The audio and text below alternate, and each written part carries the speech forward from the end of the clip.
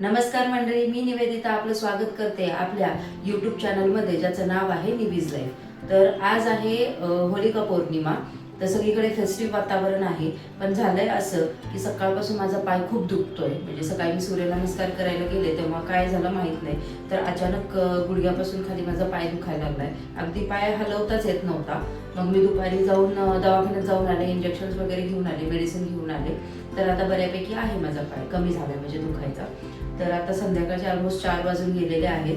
तर म्हटलं की सकाळपासून काही झालं नाही, पण आता तरी थोडीफार आपण होळीसाठीची तयारी करावी. कारण संध्याकाळी बाहेर सोसायटीच्या बाहेर होलिका दहन होईल, तर त्याच्यासाठी पुरणाचा नैवेद्य करायचा आहे. तसंच महेशचे मामे भाऊ आणि त्यांची वाईफ येणार आहेत आज संध्याकाळी. कारण उद्या इथे जे धुलीवंदन सेलिब्रेट होईल किंवा होळीचे रंग खेळले जातील, तर त्याच्यासाठी आम्हीच त्यांना इन्व्हाइट केलं होतं की तुम्ही या म्हणून. आमच्या इथं सोसायटीमध्ये धुलीवंदन मोठी साजरी केली जाते, तर त्यासाठी ते आज संध्याकाळी येणार आहेत. तर मग सगळ्यांचा स्वयंपाक, पुरणाचा स्वयंपाक करायचा आहे.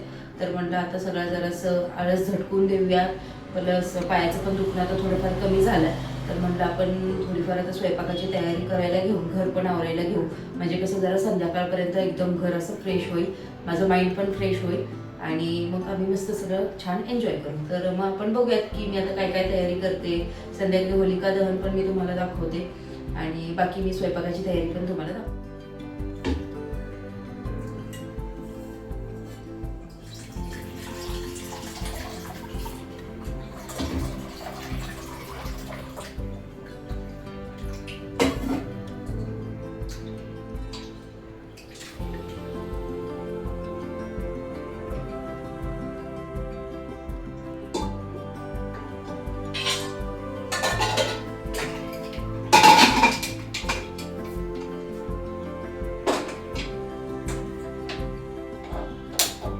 डाळ लावली पुरणासाठी कुकरमध्ये. आता मस्तपैकी चहा करते, चहा घेते आणि मग लागते मी पुढच्या कामाला.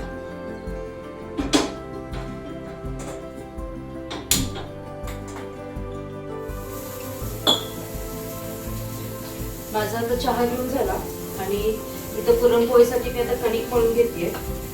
हे कणिक मळून झाल्यानंतर मला घर आवरायचंय, कारण सकाळपासून माझा पाय दुखत होता. त्यामुळे कसा बसा फक्त स्वयंपाक केला. स्वयंपाक झाल्यानंतर किचन ओटा वगैरे आवरून घेतला. माझं घरातलं बाकी सगळं काम तसं तर थोडीफार मदत मला त्यांनी सकाळी तसं त्यांना जमलं तसं आवरून पण घेतलं. पण त्यांना पण 11 नंतर ऑफिसचं काम असतं, त्यामुळे मग त्यांना होईल तेवढं केलं. बाकीचं पण तसंच पडलं आवरायचं. आता हे कणिक मळून घेते, मस्त हे कणिक पण मुरेल. पुरणाची तयारी पण मी करून घेते आणि छान आधी घर आवरून घेते. म्हणजे कसं जरा घर फ्रेश वाटलं की बरं वाटतं आपल्या मनाला पण.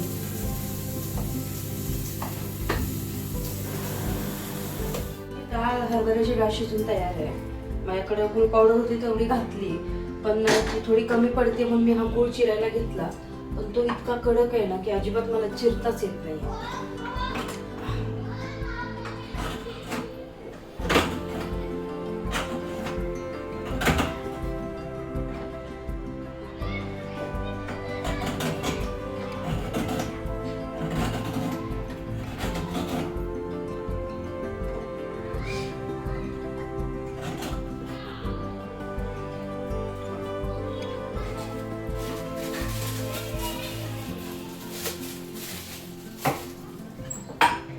फायनली झालाय गुळ चिरून. करते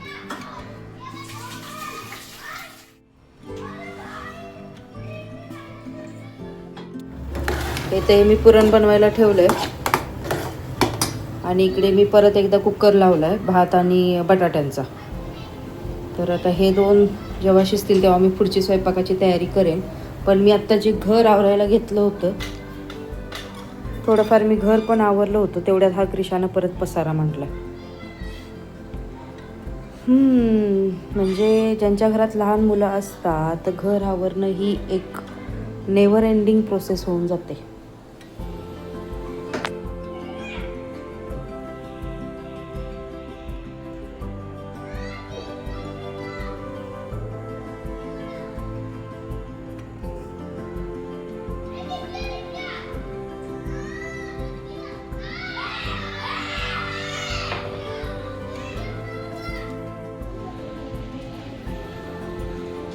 हा मस्त असा आमच्या बाल्कनीमधून पौर्णिमेचा चंद्र दिसत आहे. आय होप तुम्हाला क्लिअर दिसत असेल.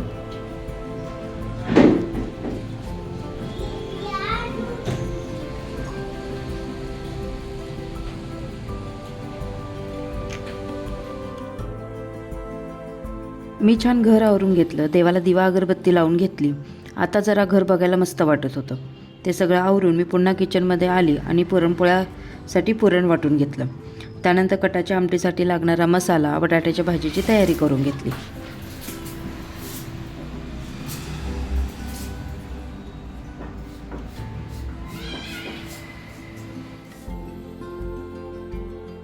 आमटीचा मसाला तयार करून घेतल्यानंतर मी बटाट्याची भाजी करायला घेतली.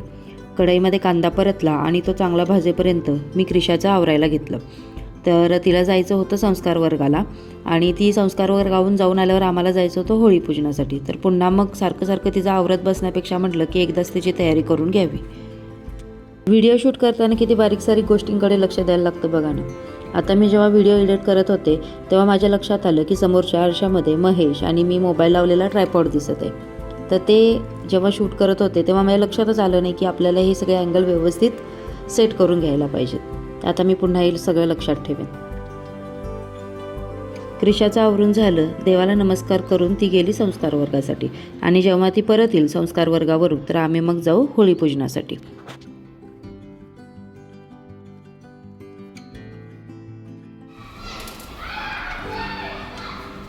बाय क्रिशा.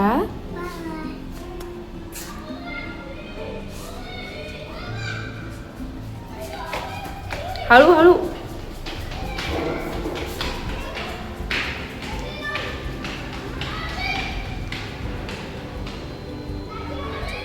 माझी इथं बटाट्याची भाजी करून झाली आहे. आमटी इथे कटाची उकळतीये.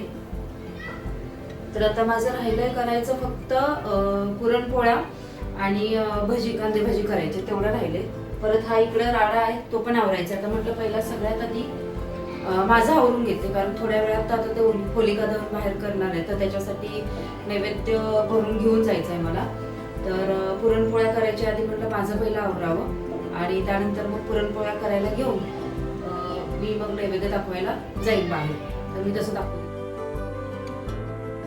व्हिडिओच्या सुरुवातीलाच मी तुम्हाला सांगितलं होतं की आज माझा पाय दुखत होता, त्यामुळे आज घरात घाई गडबड पण खूप झाली, काहीच आवरलं नव्हतं. त्यामुळे मी साडी नेसायच्या फंदात काही पडले नाही. ड्रेस घालून मी मस्त तयार झाले. आरतीचं ताट तयार करून ठेवलं आणि मी पुरणपोळ्या बनवायला घेतल्या. नैवेद्यापुरतं पुरणपोळ्या मी बनवून घेतल्या आधी आणि राहिलेल्या पुरणपोळ्या मी आणि रोहिणी, म्हणजे आमच्याकडे जे रिलेटिव्ह येणार होते तर त्यांच्यापैकी ती रोहिणी, आम्ही दोघींनी मिळून नंतर मग राहिलेल्या पुरणपोळ्या आणि कांदेभाजी बनवून घेतली. तर नैवेद्य घेतला होळीसाठी. आरतीचं ताट, पाणी, हे सगळं आहे. तर आता आम्ही चाललोय होळीची पूजा करायला. तर चला तुम्ही पण आमच्यासोबत. मी पूजेसाठी बाहेर गेले तेव्हा ऑलरेडी होलिका दहन झालं होतं आणि तिथे गर्दी पण खूप होती आणि वाऱ्यामुळे काय होतं की ती जी उष्णता होती होळीची तर ती सगळ्यांना लागत होती. तर मी पटकन गेले, होळीची पूजा करून घेतली, नैवेद्य अर्पण केला आणि पटकन तिथून बाहेर निघून आले. मग त्यानंतर मी महेश आणि क्रिशाने छान होळीभोवती प्रदक्षिणा घातल्या. वाईट गोष्टींचा नाश आणि चांगल्या विचारांची सुरुवात हाच या सणाचा खरा अर्थ आहे. देवाजवळ प्रार्थना केली की आपल्या सगळ्यांच्या आयुष्यात सुख, समाधान आणि चांगले आरोग्य राहो. या ज्वाळामध्ये आपण आपला राग, मत्सर, नकारात्मकता जाळून टाकूया. तुम्हा सर्वांना होळीच्या खूप साऱ्या शुभेच्छा. होळीची पूजा झाली आणि तेवढ्यात तिथे रोहिणी आणि आमचा भाचा मयूर आले. त्यांना घेऊन आम्ही घरी आलो. त्यानंतर आम्ही दोघींनी राहिलेला स्वयंपाक उरकला. जेवण वगैरे करून आम्ही रात्री उशिरापर्यंत उनो खेळत होतो. खूप धमाल केली. आम्ही अगदी हसून हसून लोटपोट झालो होतो. The next day. दुसऱ्या दिवशी होते धुलीवंदन, रंगांची होळी. आम्ही सगळे नाश्ता करून मस्त रंग खेळण्यासाठी बाहेर आलो. इथे सोसायटीमध्ये मस्त लाईव्ह DJ सुरू होता. त्यावर डान्स करत करत सगळे रंग खेळत होते. अशाच रंगांसारखे आपल्या सगळ्यांच्या आयुष्यात पण आनंदाचे रंग भरून येऊत हीच देवाचरणी प्रार्थना. अशा प्रकारे आमची होळी साजरी झाली. परंपरा, कुटुंब, प्रेम आणि मस्तीने भरलेली. तुमची होळी कशी साजरी झाली ते नक्की कमेंट करून सांगा. व्हिडिओ आवडला असेल तर लाईक, शेअर आणि चॅनलला सबस्क्राईब करायला विसरू नका. पुन्हा भेटू पुढच्या व्लॉगमध्ये. तोपर्यंत हॅपी होली. बाय.